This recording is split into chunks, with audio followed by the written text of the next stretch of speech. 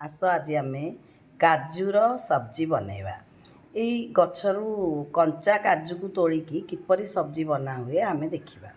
ପ୍ରଥମେ ଆମେ ଏଇ କାଜୁକୁ ପନିକିରେ କାଟିଦେବା, ଦୁଇ ଫାଳ କରିକି କାଟିଦେବା। ଏପରି ଆମେ କାଜୁକୁ କାଟିଦେବା। କାଟି ସାରିଲା ପରେ ତା ଭିତରେ ଯେଉଁ କାଜୁ ଅଛି ତାକୁ ଆମେ ଏପରି କାଢ଼ିଦେବା।